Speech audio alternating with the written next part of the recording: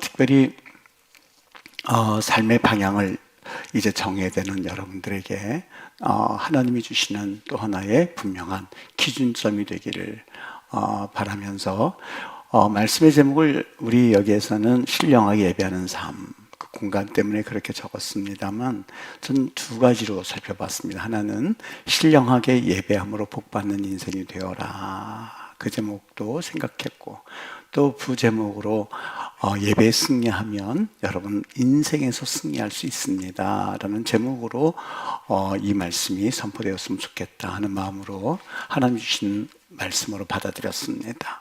여러분 삶을 살아갈 때 언제 가장 기쁘시던가요?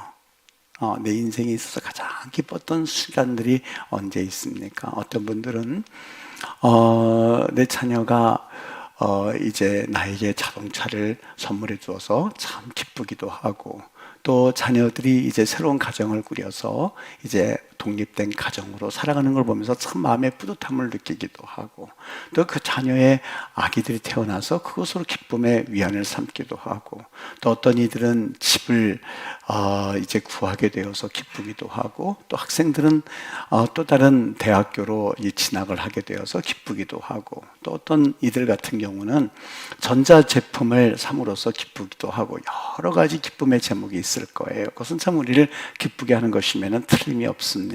요즘처럼 여러 가지 들려오는 이야기들이 우리의 마음을 콕콕 찌르고 아프게 하고, 대한민국 전체가 어떻게 보면 디프레션 될 만큼 그러한 이 상황 가운데서 이런 기쁨들이 우리를 참 때로는 행복하게 하기도 하고, 또 우리에게 위안이 되기도 합니다. 그런데 여러분 아십니까? 우리가 믿는 그 하나님은 이런 것을 가지고 기뻐하실 수 있는 분이 아닙니다. 하나님은 영이셔서 우리와는 전혀 다른, 또 우리는 사실 그 하나님이 영이라고 하는 그 사실에서 실감하지는 못합니다만, 여러분 하나님을 섬기는 이들로서 어떻게 하면 하나님을 기쁘게 해드릴 수 있다고 생각합니까? 어떤 방법으로 해야만 하나님을 기쁘게 해드릴 수 있는 것으로 생각할 수 있을까요?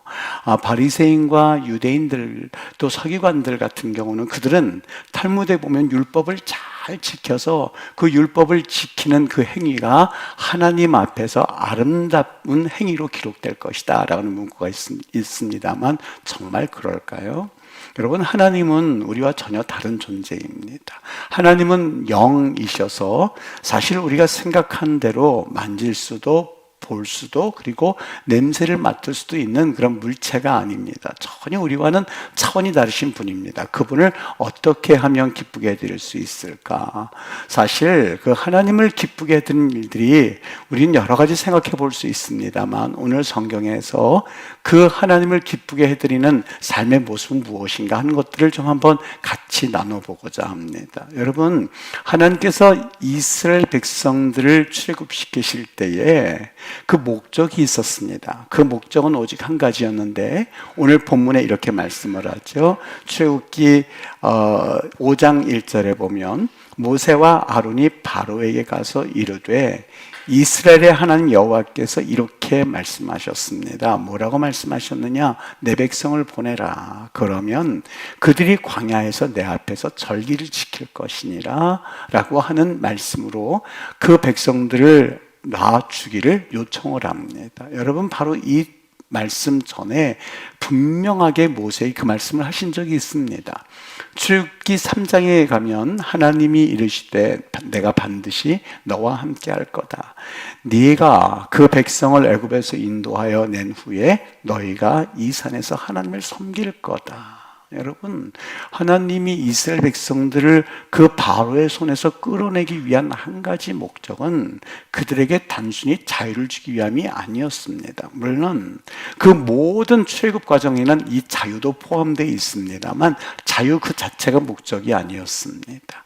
하나님이 인간을 창조하시고 하나님이 그들에게 자유를 주신 목적 하나가 있는데, 고린도전서 1장 9절 말씀, 우리와 교제케 하시는 하나님은 미쁘시나니. 다시 말하면 우리 인간을 하나님이 처음 이 땅에 아담을 빚으셔서 아담을 만드셨던 것은 단순히 너희들이 그렇게 한번 살아서 그래서 자유를 누려봐라 하기 위함이 아니었었어요. 자유를 주신 목적과 이유도 있었는데 오직 한 가지인데, 그 자유를 가지고 하나님을 예배하고 하나님과 교제하기 위함이었었거든요. 1장 9절의 말씀대로 하나님이 우리를 창조하신 이유는 얘야, 나와 교제하고 나와 말동무도 되고 그리고 나와 친근하게 교제하는 그런 은혜를 좀 있었으면 좋겠다라는 마음에서 아담을 빚으시고 그리고 하와를 만드셨던 겁니다. 그런데 그 하나님이 교제하라고 또 우리와 교제하기 위해서 주신 그 자유를 우리 인간은 선악과를 따먹는 불순종을 함으로써 그 교제가 완전히 끊어졌었던 겁니다. 오늘 출애굽기 말씀에서 그 말씀을 연상하게 할 만큼 아주 중요한 모세가 바로에게 하는 선포가 있는데, 내 백성을 보내라. 왜 보내라고 하니? 이유가 한 가지 있는데 저들로 하여금 절기를 지키게 하기 위함이에요, 예배를 하기 위함이에요 라고 하는 말씀을 하는 것을 볼 수 있습니다. 신약에 가보면 어느 날 예수님께서 성을 지나게 됩니다. 수가라고 하는 성이었습니다. 그 한 여인이 있었는데 그 여인은 예수님을 만나서 대화하는 동안 예수님께서 메시아라고 하는 것을 직감했습니다. 그리고 예수님께 그 여인이 묻습니다. 예수님, 내가 어디에서 예배를 해야만 내 영혼의 만족함을 느낄 수 있습니까?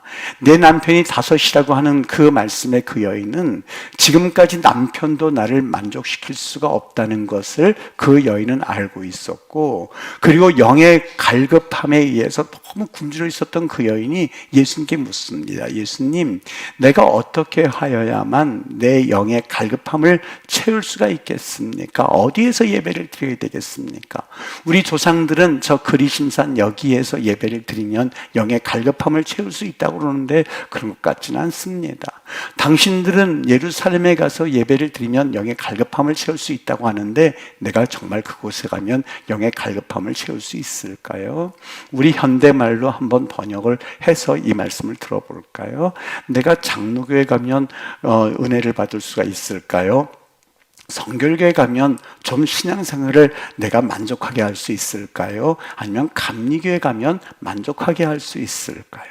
좀 더 휘황찬란하게 멋들어지게 건물이 그래도 좀 그럴듯한 그런 곳에 가면 내가 예배함으로써 하나님을 만날 수 있을까요? 아니면은 내가 개척교회처럼 작은 그런 교회 가서 그저 주일마다 봉사하고 애를 쓰면 내가 이제 하나님 앞에서 예배하는 그런 맛을 느낄 수 있을까? 여러분, 어떻게 해야만 하나님께 예배할 수 있을 맛을 느낄 수 있겠습니까? 2명, 3명이 모여 있으면 예배에 모여 있을 수 있을까? 아니면 많은 사람들이 모여 있어야 예배가 되어지는 걸까요? 그 여인이 그걸 예수님께 물어봤던 겁니다. 내가 어디에서 어떻게 예배를 드려야만 되겠습니까? 이때 예수님이 주신 말씀이 있습니다. 하나님을 예배하기를 원하는 자는 영과 진리로 예배할지니라 라고 하는 말씀이었었어요. 영과 진리로. 정말 어느 곳에서 예배를 하든 하나님을 만나는 그 하나님의 만남에 의한 그 기쁨이 있어야만 여기에 진정 그 여인의 영적 갈급함이 채워질 수 있었거든요. 그 여인의 갈급함은 어디에서가 문제가 아니라 정말 하나님을 만나는 그 만남의 은혜가 있느냐 하는 것을 예수님께서 물어보셨던 거거든요. 그래서 주님께서 말씀하세요. 하나님은 예배할 자를 찾으신다고요. 여러분, 우리와 교제하기를 원하시는 분이세요. 그토록 우리와 교제하기를 원하시는 분이세요. 그래서 그분은 지금도 사람을 찾으시는데 똑똑한 사람을 찾는다든지 아니면 어떠한 특별한 능력이 있는 사람을 찾으시는 분이 아니라 하나님을 예배하는 자. 여러분, 왜 예배라는 말을 사용하셨고 도대체 예배는 뭘까? 도대체 왜 예배하는 자를 찾으신다고 하셨을까? 여러분, 우리 사람은 죄를 범한 존재입니다. 그래서 하나님과의 교제가 끊어졌습니다. 육신을 가진 존재들입니다. 그런데 하나님은 누구시냐면 영입니다. 하나님은 거룩한 영입니다. 여러분, 사람도요, 언어가 같아야만 대화가 될 겁니다. 한 사람은 한국말을 하고 한 사람은 러시아 말을 한다면 이 대화가 될 수가 없습니다. 공통 분모가 있어야만 하는데 같이 산 것도 아니고 생활을 같이 한 것도 아니고 그렇다고 해서 다른 기호가 있는 것도 아니고 언어라도 같아야만 이 말이 통하고 그래야만 저 사람이 이런 생각을 가지고 있구나 하는 것을 알 수 있지 않습니까? 그 사람과 공통 분모가 있기 위해서는 반드시 중간 매개체라고 하는 언어가 있어야 됩니다. 그래서 국제적으로 우리 그러지 말고 각각 나라의 언어가 있으니까 만국 공통어를 하나 만드십시다. 뭘로 할까요? 영어로 합시다. 그래서 모든 사람들이 그 영어권 안에 들어오면 이제 의사소통이 되는 겁니다. 하나님은 영이신 분이십니다. 우리와는 차원이 다른 분입니다. 우리는 육신을 가지고 있지만 하나님은 영입니다. 어떻게 해야만 그 하나님과 대화를 할 수가 있을까요? 여러분, 주파수도 기독교 방송을 듣기 위해서는, 극동 방송을 듣기 위해서는 106.9 정확하게 사이클을 맞춰야만 그 극동 방송에 나오는 찬양을 들을 수 있을 겁니다. 만일 조금만 그 주파수 번호가 다르다면 그 음악과 찬송을 어떻게 들을 수 있겠어요? 전혀 들을 수가 없습니다. 하나님은 영이세요. 우리와 차원이 다릅니다. 하나님께서 우리에게 말씀을 하시는데 죄로 오염된 우리가 그것을 들으려야 들을 수가 없어요. 왜 그럴까요? 공통 분모가 없기 때문에 그래요. 하나님 왜 응답하시지 않으십니까? 라고 말하지만 내 손이 짧아서 너를 구원하지 못하는 게 아니거든. 너와 나 사이에는 네가 지은 죄 때문에, 너와 나 사이에는 그 죄가 두텁게 가로막혀 있기 때문에 하나님은 말씀하심에도 불구하고 사실 우리는 그걸 듣지를 못하는 거예요. 예수님이 이 땅에 오신 이유가 바로 여기 있습니다. 하늘에 계신 그 하나님과 인간과는 너무 차이가 많은 거예요.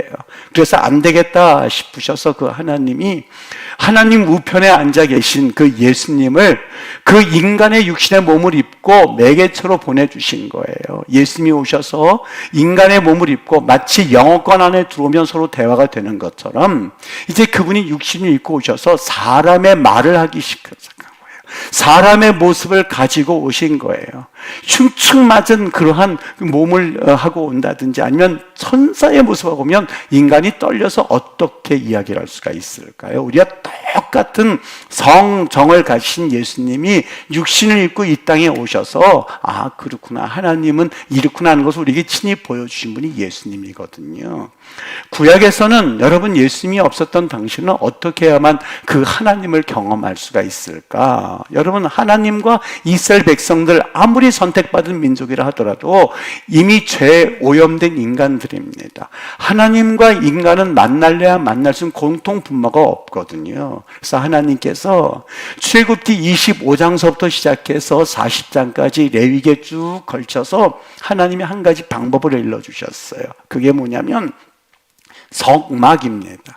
그 성막의 내용을 보면 이제 휘장은 몇 메타 길이로 해야만 하고, 그리고 바깥에 이 기둥은 얼마나 몇 센치로 지어야만 하고, 물 두멍의 크기는 얼마나 해야만 하고, 분향단은 어떻게 만들어야만 하고, 번제단의 크기는 어떻게 만들어야만 하고, 이제 성소를 지나서 지성도를 들어가면 어떻게 하는지를 아주 일목요연하게 아주 세세하게 만들어 놓으셨어요.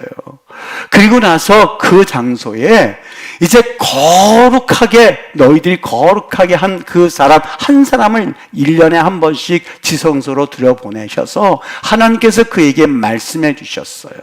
출애굽기 25장에 가서 보면 바로 하나님이 바로 그 장소에 나타나셨는데, 내가 그들 중에 거할 성소를,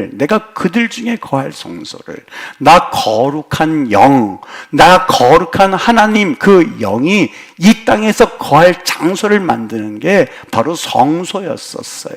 출애굽기 40장에 보면 구름이 회막, 즉 성소에 덮이고, 같은 말이에요. 회막과 성소와 성막 다 같은 말이에요. 성소에 덮이고 여호와의 영광, 하나님의 영이 그 회막에 충만함에 거기에 임하셨을 때에 거룩함을 입은 성도, 하나님께서, 여러분, 인간이 어떻게 거룩하게 될 수가 있겠어요? 그냥 하나님이 인정해 주시는 거예요. 여러분, 우리가 예수님의 보혈의 피로 인해서 내 자체가 거룩을 향해서 걸어가고 있지만 과거 구원받지 못한 때나 지금이나 똑같아서요. 한 가지만 달라요. 하나님께서 보혈의 피로서 그래, 내가 너 구원받았다, 거룩한 존재로 하나님이 인정해 주시는 거예요. 여러분, 그 안에 회막에 들어갈 때에 그 사람이 갑자기 거룩하다고 그래서 눈이 뭐 반짝반짝 빛나고 이렇게 되어집니까? 아니요. 하나님께서 인정해 주신 거예요. 하나님이 이 땅에 내려오셔서 인간의 몸을 입고 오신 것처럼 하나님이 그저 그 사람을 인정해 주셨어요. 공통 분모를 만들어 주셨어요. 그 장소가 어디예요? 성막이에요. 그래서 이것을 영어로 표현하면 미팅 포인트예요. 하나님과 인간이 만날 수 있는 미팅 포인트, 거룩한 장소를 따로 만들어 주셔서 모세가 어느 날 불꽃 떨기나무 가운데 갑니다. 불이 타긴 타는데 그 나무가 타지를 않는 거예요. 하나님 가까이 그 불을 보려고 갔더니 하나님께서 그에게 말씀해 주셨어요. 모세야, 네 신을 벗으라고. 이곳은 거룩한 장소니, 하나님께서 거룩하게 만든 장소이니 신을 벗어라 라고 하는 그 상징적 의미, 여러 가지가 있는데 그를 거룩하게 하신 하나님이 그를 만나주신 장소가 되었던 거예요. 여러분, 그게 바로 성막입니다. 그리고 시간이 지나서 그 성막이 이제는 성전이 성막을 대체하게 되었고, 이제는 성소의 휘장이 찢어지면서 그 성전 되시는 예수님이 이 땅에 오셔서 성전처럼 하나님이 직접 육신의 몸을 입고 우리와 똑같은 성정이 되신 그 하나님이 우리를 만나주신 사건이 예수님의 인카네이션, 성육신, 거룩한 하나님이 육신의 몸을 입고 이 땅에 오신 것이 성육신 사건이었었어요. 여러분, 그 사건입니다. 그러니까 우리가 하나님을 만나기 위해서는 성소로 들어가든지 성전으로 들어가든지 이제 예수님과 함께 해야 되는데, 예수님은 천국으로 올라가셨어요. 그리고 우리에게 보혜사 성령님을 보내주셨는데 그 영을 만나기 위해서는 한 가지, 어떤 방법이 있느냐? 바로 예배라고 하는 그런 은혜를 우리에게 주셨거든요.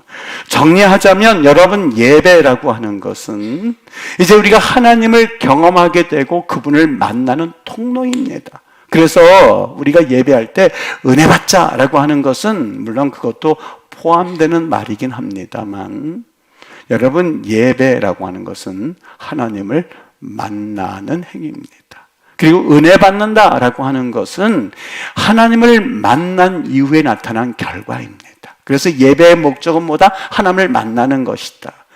하나님을 만나는 것이다. 그리고 예배의 내용은 뭐다? 하나님을 아는 것이에요. 하나님 이런 분이구나 하는 것을 아는 것이 예배의 목적이, 하나님을 만나는 것이 예배의 목적이고, 예배의 내용이 하나님을 아는 거예요.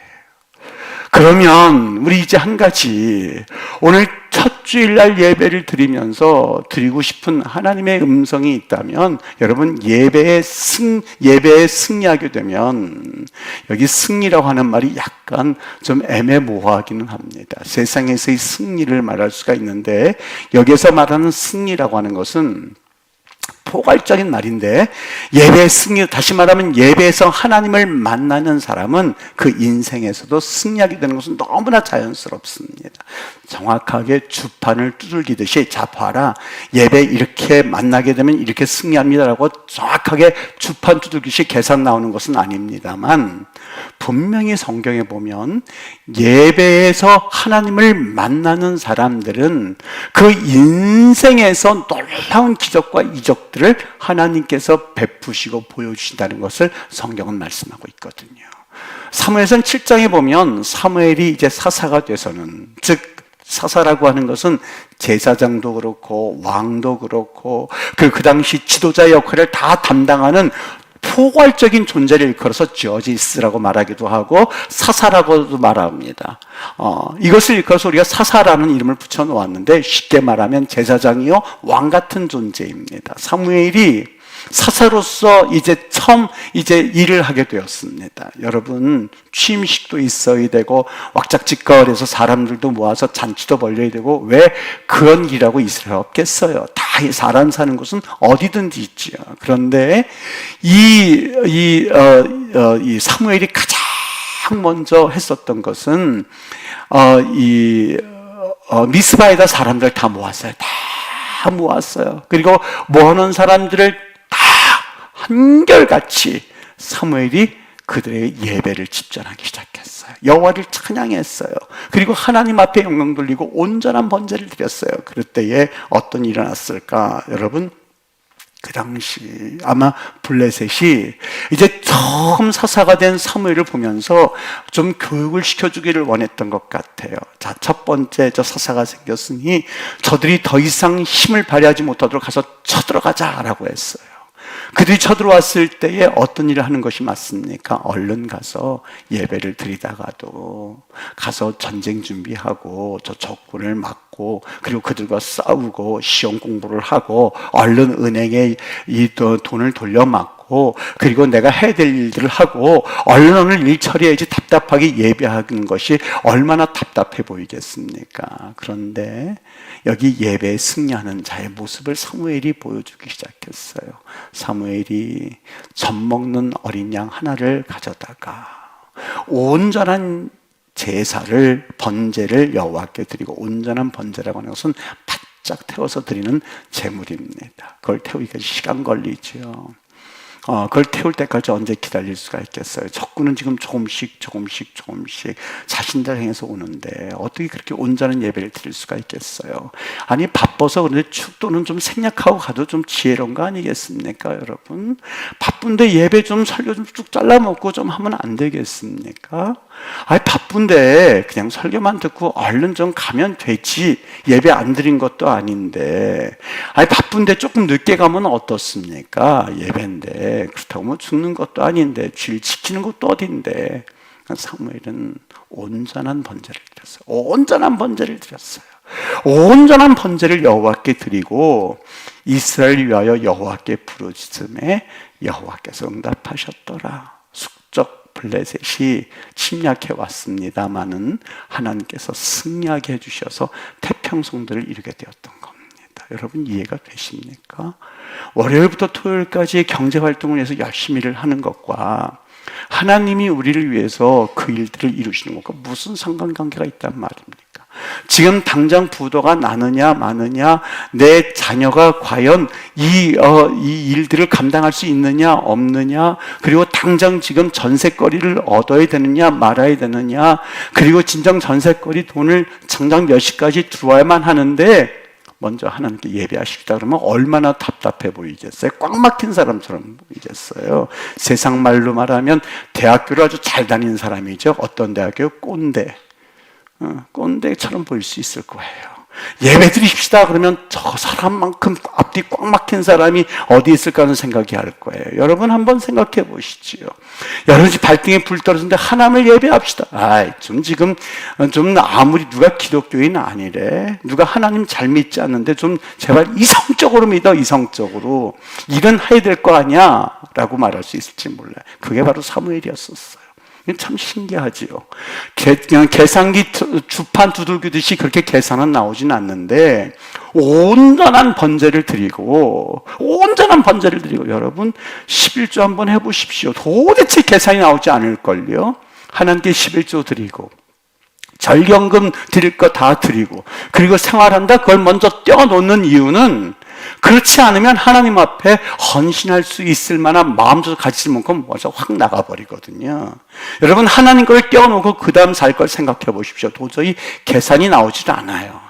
그런데 한 달을 지나고 1년을 지나고 보면 사라졌네 하는 것이 인생이거든요. 하나님은요, 섬기고 하나님을 경험한 자만이 하나님이 어떤 분인지 알 수 있게끔 되어 있어요. 여러분 보세요. 지금 그 온전한 번제를 드리고 그리고 놨더니 하나님께서 블레셋 숙적을 물리쳐 주셔서, 어떻게 물리쳤다는 말씀이 없어요. 어떤 방법으로 그런지 알 수가 없어요. 그러나 하나님께서 물리쳐 주셨어요. 여러분, 괴테 작품에 보면 파우스트라고 하는 작품이 있어요. 거기 보면 그 철학자 괴테가 머리가 좋은 사람이요. 오늘 가만히 앉아서 생각을 해보니까 머리가 뛰어나니까 그런 생각을 하죠. 인생에 의미가 없거든요. 이거 무엇으로 사나? 그저 먹고 그리고 자고 그 다음에 일어나서 또 먹고 자고 인생은 늙어가는데 도대체 이거 뭐 하자는 건가? 도대체 사는 의미가 뭘까? 하다가 괴테가 결심을 해서 죽자. 뭐 어차피 죽으러 가는 인생, 그 시간이 그렇게 가는데 죽자. 그래서 죽으러 가는데요. 그때 교회에서 이 칸타타, 부활절 칸타타가 들려오기 시작합니다. 근데 그 소리 소리가 너무 아름답더랍니다. 그래서 한번 그 소리가 나는 곳으로 발걸음 옮겼어요. 목사님의 설교를 듣다가 거기서 예수 그리스도를 그가 만나게 됩니다. 그리고 그의 삶의 죽자에서 살자로 바뀌게 되어서 위대한 철학자의 삶을 살았다 하는 내용이 그 파우스트에 보면 나오게 됩니다. 여러분, 예배라고 하는 것은 눈에 보이진 않지만 하나님을 만나는 미팅 포인트, 여기에서 하나님을 만나게 되면 죽음이 바뀌어져서 생명으로 변하게 되는 것이거든요.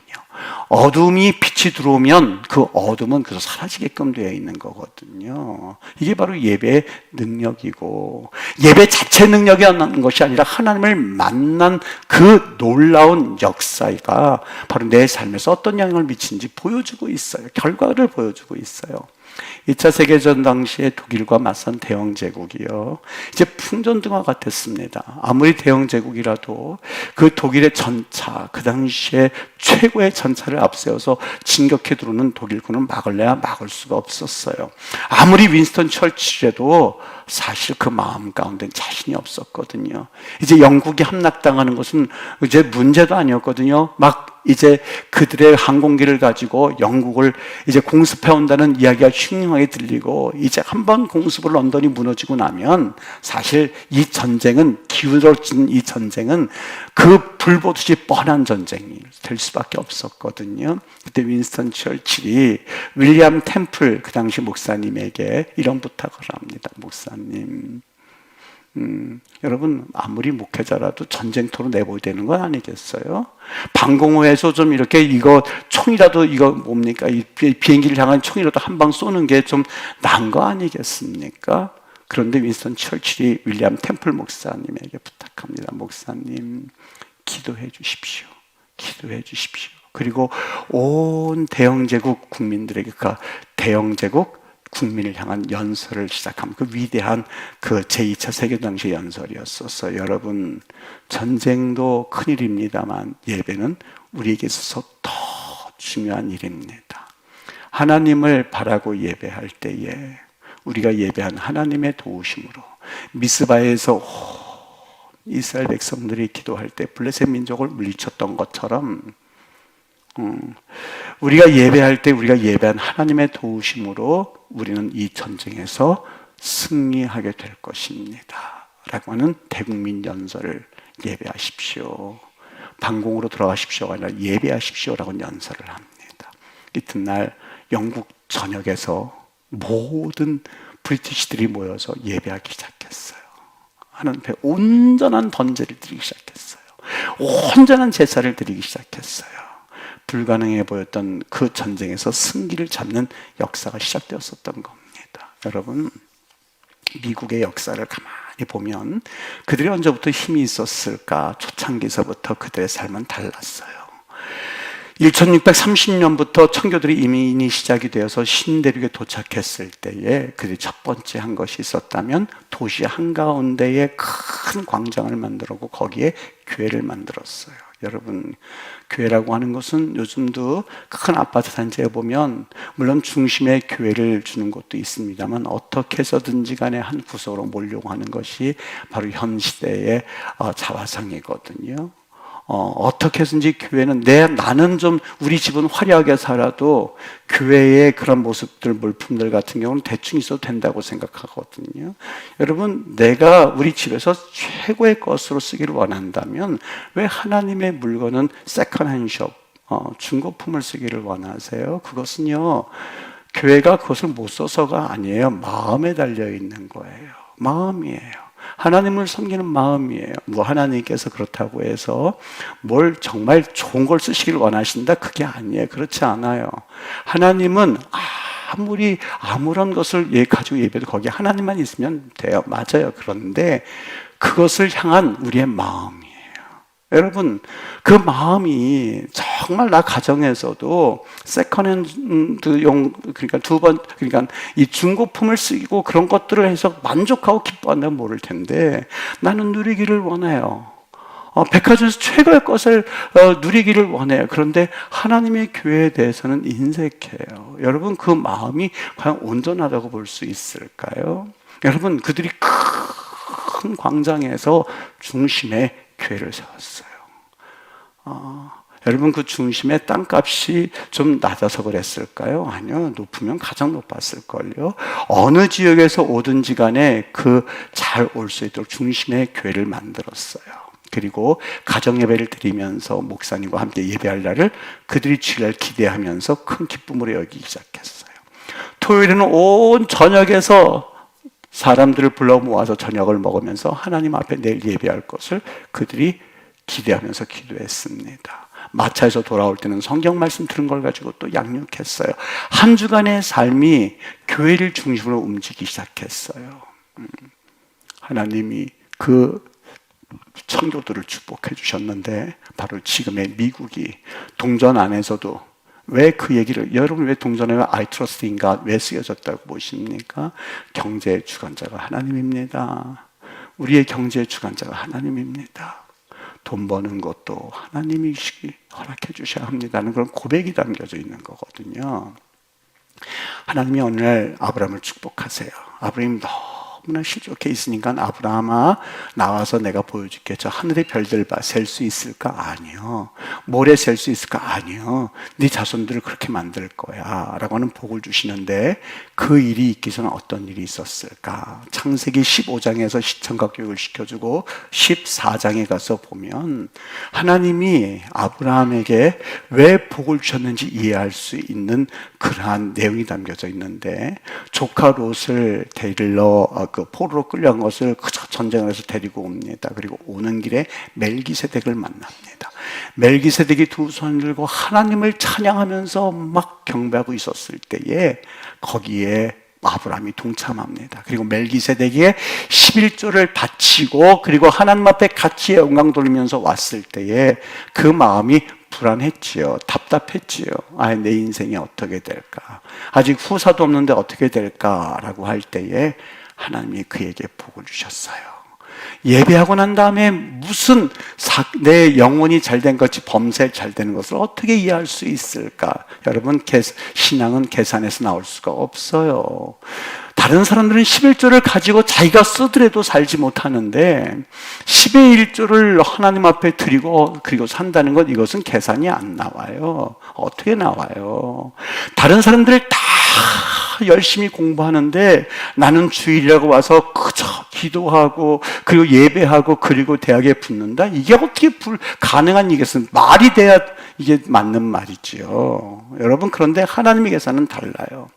하나님이 아브라함을 정말 축복해 주신 적이 있어요. 22장에 가서 보면 아브라함을 축복해 주시는데 이렇게 말씀하세요. 내가 내게 복을 주겠다라고 하지 않고 내가 내게 큰 복을 주겠다. 내 씨가 번성하겠다고 말하지 않고 내 씨가 크게 번성할 거다. 어떻게? 하늘의 별처럼, 바닷가의 모래처럼 네 씨가 그 대적의 문을 차지할 거다라고는 지금까지 하나님께서 그에게 복 주시겠다고 하신 말씀의 차원을 넘어서는 복을 주세요.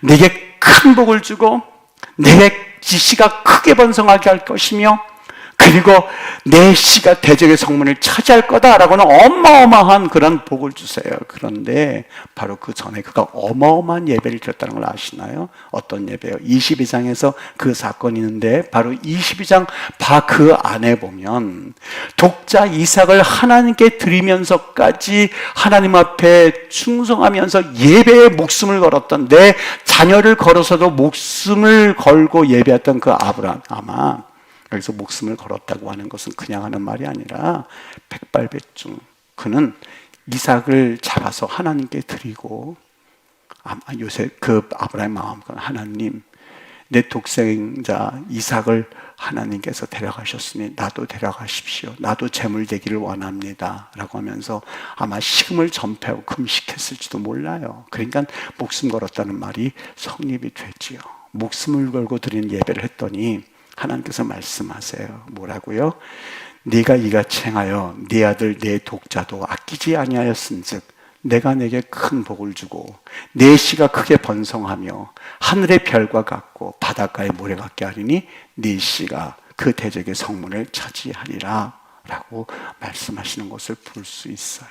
사랑하는 여러분, 우리 어떻게 살아갈까? 하나님 앞에 어떻게 살아갈까?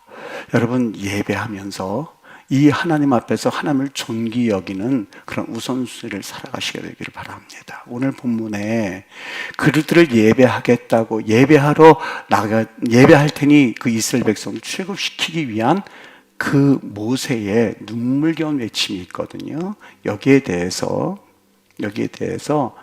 이 바로라고 하는 그 바로가 뭐라고 제시를 하냐면 이렇게 말합니다. 나중 10장에 가서 보면 바로가 모세를 불러서 이르되 너희는 가서 여호와를 섬기되 너희의 양과 소는 머물러 두고 너희 어린 것들은 너희와 함께 가라. 예배할 때에 타협안이 들어온 거예요. 양과 소는 내버려 두고. 여러분, 괜찮지 않습니까? 예배하러 가겠다고 하는데 그걸 허락해 주는데 괜찮지 않을까요? 근데 모세가 이렇게 말합니다. 우리의 가축도 우리와 함께 가고 한 마리도 남길 수 없으니 우리가 그 중에서 가져다가 여호와 하나님을 섬길 것이며. 무슨 얘기일까? 헌신이 없는 예배는 드리지 않겠습니다. 그래서 가축을 데리고 가겠습니다. 우리도 가게 하고 우리의 가축도 가게 하시오. 왜냐하면 하나님 앞에 헌신이 없는 예배는 하지 않겠습니다. 여러분, 오늘 이것이 바로 모세가 하나님 앞에서 가졌던 예배자의 모습이었어요. 한 가지만, 여러분, 제가 개인 간증은 하지는 않습니다만 오늘 한 가지 할게요. 이등병 때 일이었었어요. 그때 군정병으로서 헌신을 했죠. 아직도 기억이 나요. 거기에는요, 대위도 오고 수요 예배 때는요, 참 예수 잘 믿는 아주 얼굴 하얗고 이렇게 달렵하게 생긴 대위도 있으셨는데 참 하나님 잘 믿던 분이었었어요. 그런데 여러분 아시죠? 예배 때 오는 그 군인들이 대부분이 오는 이유가 있습니다. 1등병 때, 2등병 때, 상병 때는 뭐 그래도 잘 오기는 와요. 근데 병장 때는 거의 안 와요. 왜요? 내무반에서 아무 때나 잘 수가 있고 너무 편하기 때문에 예배 오는 것보다 그냥 자는 게 낫다 생각하고 그냥 있어요. 근데 1등병과 2등병과 1등병이 오는 이유는 오직 하나입니다. 물론 교회에 오는 것이 초코파이 먹기 위해서, 또 그리고 찬양 인도하는 자매를 보기 위해서 오는 것도 맞습니다만 대부분 2등병과 1등병은 그 설교하신 목사님들과 양해를 해주세요. 그저 자러 와요. 왜요? 피곤해 지쳐있기 때문에. 그리고 내무반에서 잘 수 없기 때문에 그저 거기 와서 그냥 아예 처음부터 끝까지 앉으면 그냥 잡니다. 그래서 목사님들, 그 설교하러 오신 목사님도 처음에는 앉았다 일어났다 그 예배 순서 이걸 다 없앴어요. 그냥 자기 내버려 두게 하려고 그랬어요. 근데 어느 날 마음에 감동이 돼서 제가 설교를 했어요. 2등병 그 하나를 달고 여기 와서 또 자고 있는 1등병을 향해서 그때 설교를 했어요. 여러분, 그렇게 하지 말라고. 마저 죽어도 내부반에 가서 잠을 자고 그리고 와서 예배하십시오. 여러분이 그곳에서는 잠을 못 자기 때문에 여기 예배당에 와서 잠을 잔다면 여러분, 그게 어떻게 하나님께서 예배가 될 수 있겠습니까? 라고 하면서 설교했던 것이 아직도 기억이 나요. 왜 그랬을까? 여러분, 이왕 예배하는 것, 내가 하나님 앞에서 헌신하겠다라고 하는 건 단순히 물질만의 헌신을 말하지 않아요. 여러분들이 시간이 없는데 그저 여기 와서도 노트를 적어가면서 내 사업적인 그런 것들을 하나하나 개선해가면서 이거 끝나고 나면 누구에게 전화하고 어디에 어떤 물건을 대고 또 어떻게 머리에 꽉 차 있다면 여러분, 그게 어떻게 예배가 될 수 있을까요? 하나님 앞에 헌신, 너희들 여기에서 너희 양과 소는 버려두고 그리고 너희만 가라 라고 했을 때에 그것을 거부했어요. 왜요? 예배는 헌신이 필요했기 때문에 그래요. 여러분에 있어서 하나님 무슨 어떤 헌신을 받기를 원하실까? 여러분, 예배는 때움이 될 수가 없거든요. 예배는 절대 때움이 되는 것이 아니라 하나님을 만나는 미팅 포인트이기 때문에 여러분, 때움으로 예배하지 마십시오. 대통령을 만날 때 옷을 단정하게 입고 아마 몇 날 며칠부터 고대하다가 대통령을 만날 거예요. 하물며 만유의 주가 되시고 만주의 주가 되신 그 하나님을 만나는데 여러분, 정말 하나님을 어떻게 섬기느냐 하는 그 모습은 하나님께서 그 인생을 어떻게 축복하시냐에 달려있기 때문에 여러분, 하나님을 최고의 가치로 섬기십시오. 만일 예전에는 부흥사 목사님이 그러셨어요. 여러분, 부흥의 헌금 낼 때에 헌돈 내지 마세요. 다리미로 다리세요. 다리미로 다리세요. 그래서 정말 순수한 분들은 그 다리미 500원짜리 옛날에 있었거든요. 그 다리미로 다리는 분도 봤어요. 다리미로 다려요, 정말. 그래서 헌금을 냈어요. 여러분, 어떻게 보면 우스꽝스러운 것 같죠. 그러나 그들에게 있어서 믿음을 표시할 수 있는 방법은 그것밖에 없었어요. 5,000원을 내는 것도 아니고 5만 원을 내는 것도 아니고 단 500원밖에 없었는데 500원짜리 종이 한 장을 가지고 그들의 믿음을 보여주는 방법이 있다면 그저 밤새도록 데려서 빳빳한 돈이라도 내고 싶은 마음 가운데, 여러분, 이 중에서 내가 10,000원짜리 받으면 어떻게든지 새 돈 골라서 담는 분 있습니까? 왜요? 그래도 하나님 앞에 헌금할 때는 좀 빳빳한 돈을 내고 싶어서 그래서 내는 분이 있습니까? 5만 원짜리 있으면 새 돈 보면 이거 하나님께 드리자 하는 분이 있습니까? 여러분, 그게 무슨 믿음일까라고 생각할 수 있을지 모르겠지만 5천만 원, 5억을 우리가 하라는 게 아니에요. 그렇지 않아요. 무엇을 하든지 간에 하나님 앞에서라고 하는 마음을 가지고 그분을 생각하고 그분께 예배함으로 하나님을 만나고자 하는 그 은혜를 여러분들이 믿는다면 토요일 날 같은데 준비하세요. 주일을 위한 준비하세요. 내일 주님이시지. 주님 함께 예배해야지. 축구가 늦게 있다고 하나님께 예배하는 날이지. 결단하세요. 그리고 그분을 섬겨보세요. 예배에 승리하는 이들을 하나님께서 그저 내버려두지 않으세요. 그 말씀이 뭐예요? 예배. 내 영이 잘됨 같이 하나님 앞에 독자이사를 드려놨더니 하나님이 복 주시는 것처럼 여러분, 2023년도 해를 쳐다보고 마음의 소원을 빈다고 해서 3년도에 승리하는 것 아니거든요. 하나님의 약속을 믿고 그분을 여러분의 사명으로 알고 하나님을 만나기를 최선을 다하십시오. 그리고 우리 직분자들이라면 하나님 앞에 정해진 예배 시간만큼은 나 하나님 앞에 정해진 예배 시간, 성주순례를 가는데요, 이 친구가 갑자기 운전하다 보면 차를 옆에 세우더니만 뭐 하나 이렇게 툭 양탄들 가더니 그 문을 열다면 그 바로 밑에서 그냥 엉덩이를 하늘로 붙이고 이 절을 하는 거예요. 다시 탔어요. 너무 알고 있었죠. 뭐 하는 건지. 또 물었어요. 너 지금 뭐 하냐? 길을 가는데 늦었는데. 알라신 이러더라고요. 다른 말 없었어요. 나한테요. 알고 있었어요. 그들이 하루에 3번씩 기도한다는 거. 알라! 이래요. 그냥 미안해 이것도 아니에요. 내 알라에게 하겠다는데 네가 뭐? 이 소리예요.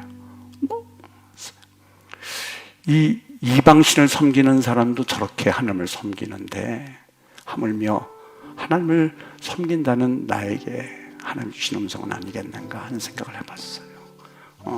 십자가를 길거리에 헌신짝 버리듯이 아무런 감동 없이 섬기는 우리의 모습에 경종을 울리는 또 하나의 모습이었지 않았을까 하는 마음이 들었어요. 2023년도 여러분, 하나님 복 주세요, 복 주세요. 그렇게 해서 복 받는 것 아니죠. 하나님을 만나고 하나님을 최고의 우선순위로 섬기십시오.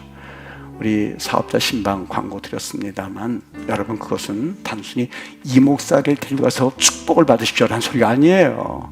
어떻게 그런 얘기가 될 수가 있겠어요. 하나님을 최고 우선순위로 알고 그리고 하나님 앞에 예배하십시오. 하나님, 내 모든 사업장도 하나님의 것이고 하나님께 달려있는 그 고백과 같은 거거든요. 그 고백의 증인으로 따라갈 뿐이에요. 하나님, 이분들 이래요 하는 증인일 뿐이에요. 이 목사 무슨 축복 권한이 있어서 물론 그렇게 하실 수도 있죠. 하나님 그렇게 은혜를 주실 수도 있지요. 그러나 중요한 것은 하나님 나 증인할게요. 옆에서 증인할게요. 하나님 앞에 저렇게 하나님 섬기고 있어요. 어떻게 잘 되는지 볼게요. 여러분 증인으로 삼으시면 돼요. 그 생각이 어떠면 그 위인도 어떠하다고 그랬는데 내 수준으로 생각하고 하나님을 섬길 것이 아니라 하나님을 진심으로 섬기십시오. 여러분 부탁입니다. 그래야 복 받습니다. 그래야 복 받습니다. 하나님 복 주시옵소서. 우리 하나님이 돈 먹고 돈 먹깁니까 여러분? 여러분 정말 11조 내면 복 받는다는 말씀이 자 여기에 돈 집어넣으십시오 여러분 복 받습니다 이럴 것 같습니까? 우리 하나님이 그런 정도의 하나님밖에는 안 된다고 보시나요? 아니요 그렇지 않아요. 그냥 하나님 앞에서 이 삶 표시 나 그냥 조금 한번 하고 나서 하나님의 11조에서 하나님 more 내가 여기 11조 한 것 10배 1000배 이 수로 한다면 거기에 어떻게 복을 하나님 부어주실 수 있으시겠어요?